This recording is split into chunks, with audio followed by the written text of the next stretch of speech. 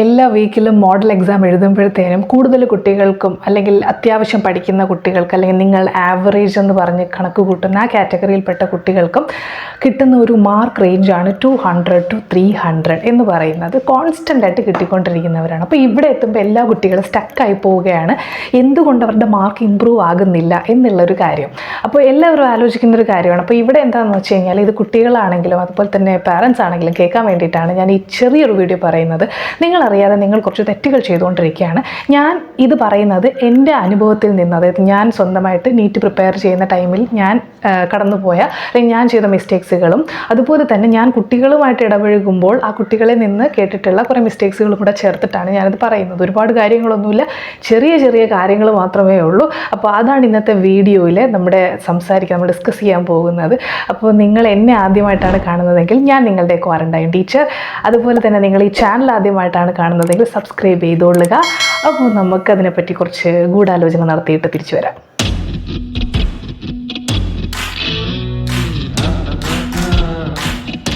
ഒന്നാമത്തെ കാര്യം എന്ന് പറയുന്നത് സംശയരോഗം.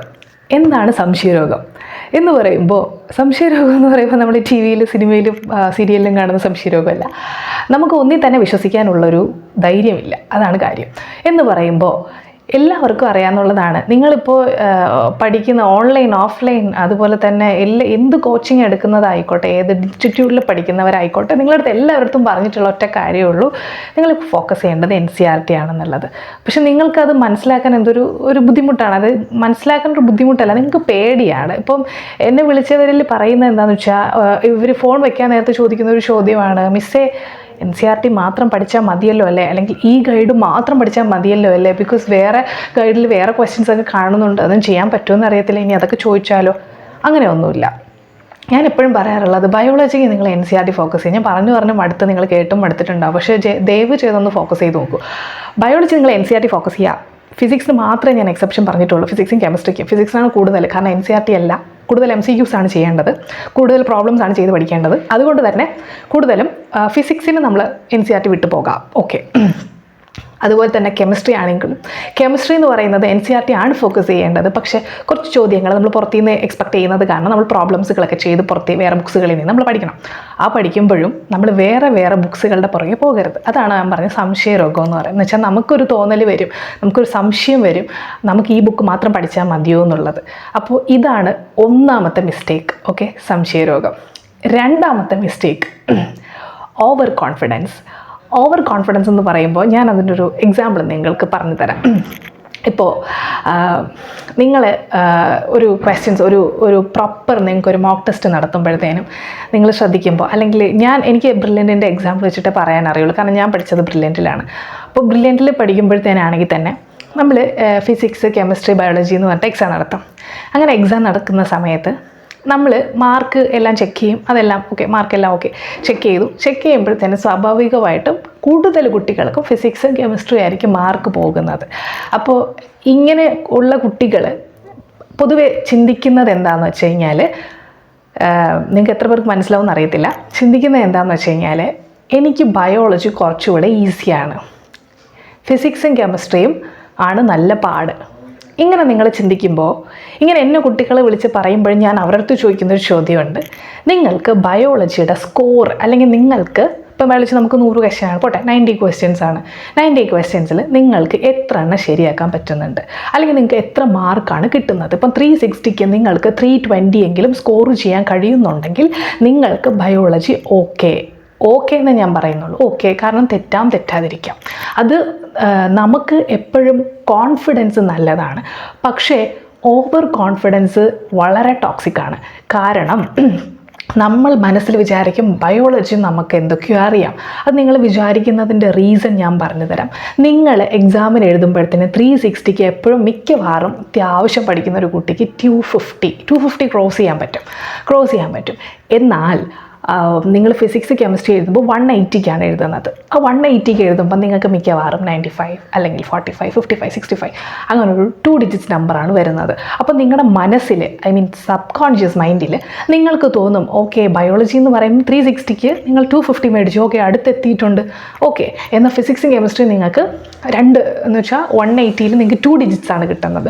സോ നിങ്ങളുടെ സബ് കോൺഷ്യസ് മൈൻഡിൽ നിങ്ങൾക്കത് തോന്നൽ വരും. ഇതേ സംഭവം തന്നെ ഞാൻ നിങ്ങൾക്കൊന്ന് പ്രൂവ് ചെയ്ത് കാണിക്കാം. നിങ്ങൾക്ക് 180ക്ക് ഫിസിക്സിന് നിങ്ങൾക്ക് 100 കിട്ടുവാണെന്ന് വിചാരിക്കുക. അപ്പോൾ നിങ്ങൾക്ക് എന്ത് തോന്നും? സ്വാഭാവികമായിട്ടും കെമിസ്ട്രിക്ക് നിങ്ങൾക്ക് 95 കിട്ടി. നിങ്ങളുടെ നിങ്ങളുടെ മനസ്സിൽ പെട്ടെന്ന് തോന്നുന്നൊരു കാര്യം ഞാൻ പറയട്ടെ, ഫിസിക്സ് കുറച്ചുകൂടെ അപ്പം ഓക്കെ ആയി വരുന്നുണ്ട്, കെമിസ്ട്രിയാണ് പാട്. എന്ന് വെച്ചാൽ ആ ഡിജിറ്റ്സുകളാണ് നമ്മളെ കൊണ്ട് മൈൻഡിൽ ഇതാക്കിപ്പിക്കുന്നത്. നിങ്ങൾ ഒരിക്കലും കുട്ടികളെ നിങ്ങളങ്ങനെ ഒരിക്കലും അങ്ങനെ ആകരുത്. നിങ്ങൾ നോക്കേണ്ടത് നമ്പർ ഓഫ് ക്വസ്റ്റ്യൻസ് കറക്റ്റ് ആകുന്നത്, എത്ര നമ്പർ നിങ്ങൾ കറക്റ്റ് ആവുന്നുണ്ടെന്നുള്ളത്. ഇതാണ് നിങ്ങൾ പോകേണ്ട റൈറ്റ് ട്രാക്ക്. അല്ലാതെ നിങ്ങൾ മാർക്സിൻ്റെ പുറകിൽ നിങ്ങൾ പോകരുത്. ക്വസ്റ്റ്യൻസിൻ്റെ പുറകെയും നമ്പർ ഓഫ് നെഗറ്റീവ്സിൻ്റെ പുറകെയാണ് പോകേണ്ടത്. നിങ്ങൾക്ക് എന്തുകൊണ്ടത് ശരിയാകുന്നില്ല? അതാണ് ഓവർ കോൺഫിഡൻസ് ഒരിക്കലും നമുക്ക് പാടില്ല. ഓക്കെ, അതാണ് ഞാൻ പറയുന്നത്. നിങ്ങൾ ബയോളജി പഠിക്കുവാണെങ്കിൽ നിങ്ങൾക്ക് 90 ക്വസ്റ്റ്യൻസ് നിങ്ങൾ അറ്റൻഡ് ചെയ്യുന്നുണ്ടെങ്കിൽ അതിൽ നിങ്ങൾക്ക് 80 ക്വസ്റ്റ്യൻസിന് മേലെ നിങ്ങൾക്ക് ശരിയായിട്ട് വരണം. ഓക്കെ, അതാണ് ഞാൻ ഇവിടെ പറയാൻ ഉദ്ദേശിക്കുന്നത്. അല്ലാതെ നിങ്ങൾക്കൊരിക്കലും ബയോളജി ഓക്കെ എന്ന് പറഞ്ഞു വിടാൻ കഴിയൂല. കാരണം ബയോളജി ആണ് നിങ്ങൾക്ക് സ്കോർ ചെയ്യേണ്ടത്, ബയോളജി ആണ് നിങ്ങളുടെ മാർക്ക് ഡിസൈഡ് ചെയ്യുന്നത്. അതുകൊണ്ട് തന്നെ 250ൽ നിൽക്കുന്ന നിങ്ങൾ, ഈ കണ്ടുകൊണ്ടിരിക്കുന്ന നിങ്ങൾ ഒന്നുകൂടെ ശ്രമിച്ചു നോക്കുക ഈ ബയോളജി പഠിക്കാൻ വേണ്ടിയിട്ട്. നിങ്ങൾ വെറുതെ ഇങ്ങനെ ഓക്കെ എനിക്ക് പറ്റും എന്ന് വിചാരിച്ചാൽ നിങ്ങൾ സൈഡിലോട്ട് വിടരുത്. അതിനൊരു കാര്യമുണ്ട്, ഞാൻ കുറച്ച് ലെന്തി ആയിട്ട് പറയുന്നത് നിങ്ങൾക്കിത് മനസ്സിലാക്കിപ്പിക്കാൻ വേണ്ടിയിട്ടാണ്. അതായത് ഞാൻ എൻ്റെ നീറ്റ് പ്രിപ്പയർ ചെയ്യുന്ന സമയത്ത് ഞാൻ വലിയ ബുദ്ധിശാലിയൊന്നുമല്ല. ഞാൻ ബയോളജി അത്യാവശ്യം ഞാനും ഇങ്ങനെ പറഞ്ഞിട്ടുണ്ട്, എനിക്ക് ബയോളജി കുഴപ്പമില്ല. ഫിസിക്സും കെമിസ്ട്രിയും ഭയങ്കര പാടാണ്, അതിൽ തന്നെ ഫിസിക്സാണ് ഏറ്റവും പാട്. അപ്പോൾ ഞാൻ ചെയ്ത ഒരു മണ്ടത്തരം എന്താണെന്ന് വെച്ച് കഴിഞ്ഞാൽ, എനിക്ക് ബയോളജി എളുപ്പമാണല്ലോ, അപ്പം ഞാൻ എന്ത് ചെയ്യുമെന്ന് വെച്ച് കഴിഞ്ഞാൽ എക്സാം വരുമ്പോഴത്തേനും ഫിസിക്സും കെമിസ്ട്രിയും മാത്രം കോൺസെൻട്രേറ്റ് ചെയ്യുമായിരുന്നു.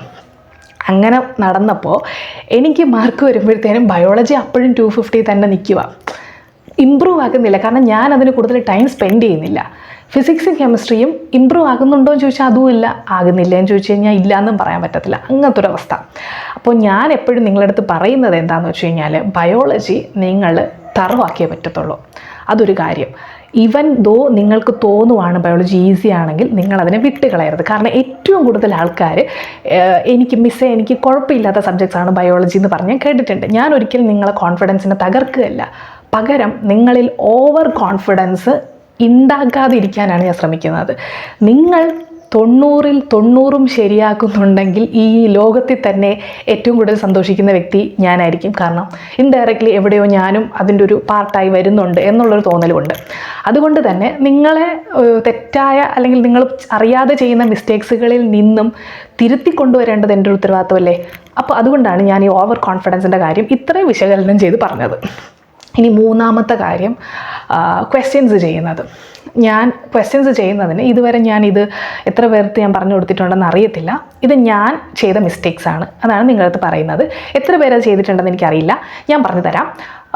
ഫിസിക്സിൽ പ്രോബ്ലംസ് ചെയ്യുമ്പോഴത്തേനും നമ്മളെല്ലാവരും ചെയ്യുന്ന ഒരു കാര്യം എന്താ വെച്ചാൽ, ഒരു എക്സാമ്പിളിലൂടെ ഞാൻ പറഞ്ഞുതരാം. നമുക്ക് ഒരു ക്വസ്റ്റ്യൻ വന്നു, ആ ക്വസ്റ്റ്യൻ എന്ന് പറയുന്നത് ഫോഴ്സ് കണ്ടുപിടിക്കാനാണ് ക്വസ്റ്റ്യൻ.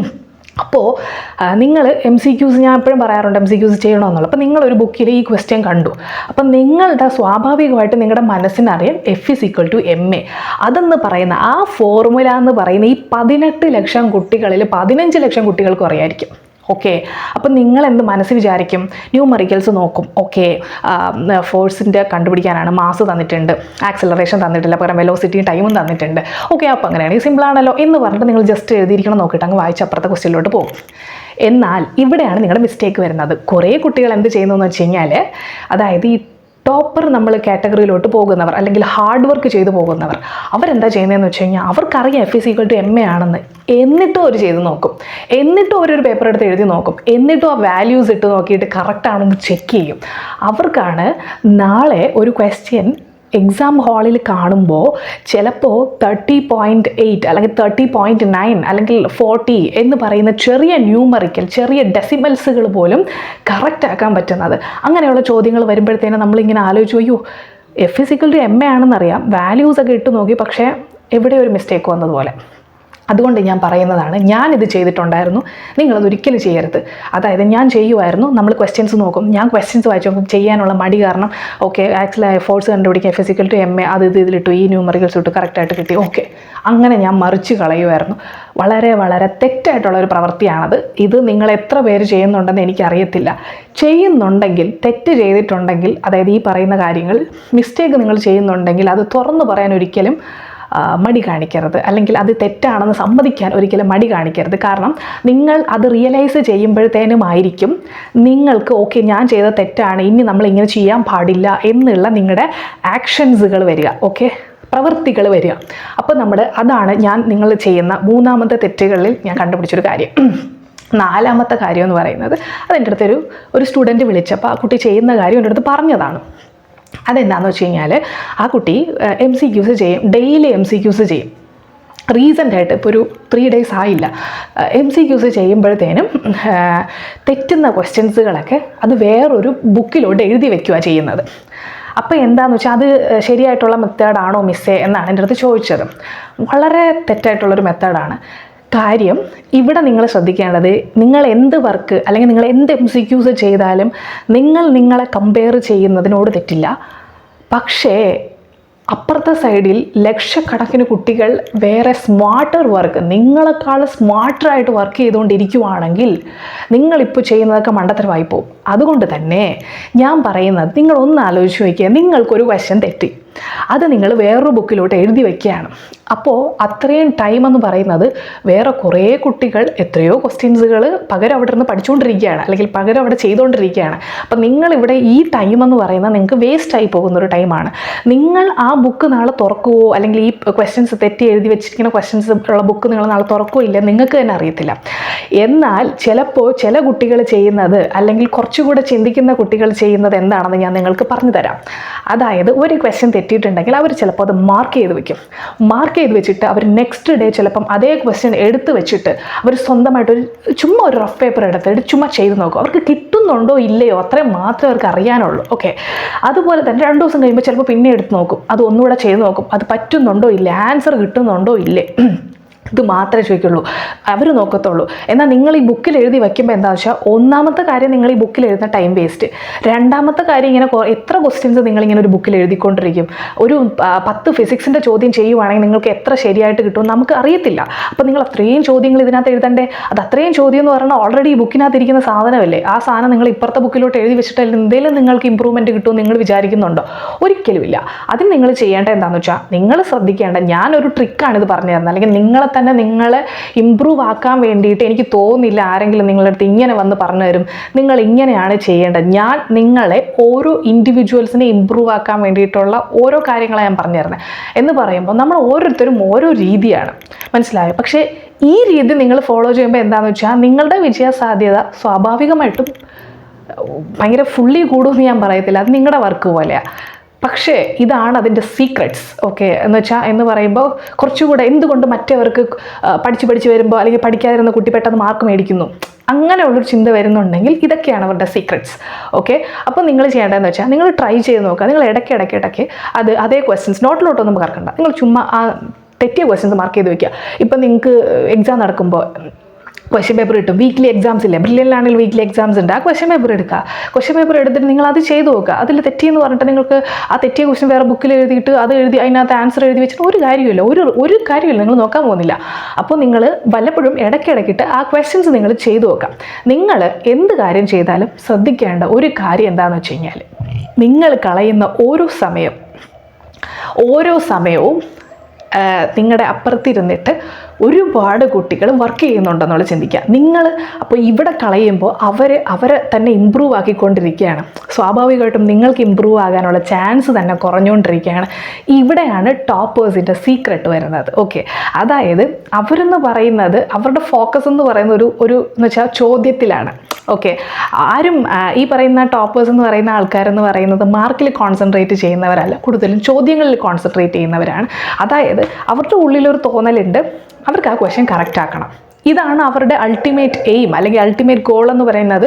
ഇത്ര ക്വസ്റ്റ്യൻ കിട്ടിയിട്ടുണ്ടെങ്കിൽ എനിക്ക് ഇത്ര ക്വസ്റ്റ്യൻ കറക്റ്റ് ആക്കണം, അതാണ് അവരുടെ ചിന്ത. എന്നാൽ നിങ്ങൾ ചിന്തിക്കുന്നതെന്ന് പറയുമ്പോൾ സ്വാഭാവികമായിട്ടും എനിക്ക് ഇത്ര മാർക്ക് കിട്ടണം എന്നുള്ളതാണ്. ഇത്ര നെഗറ്റീവ്, അതായത് നമ്മുടെ മനസ്സെന്ന് പറയുന്നത് ഓൾട്ടർനേറ്റീവ് പാത്ത് കണ്ടുപിടിച്ചുകൊണ്ടിരിക്കും. അങ്ങനെ നിങ്ങൾ ഒരിക്കലും പോകരുത്.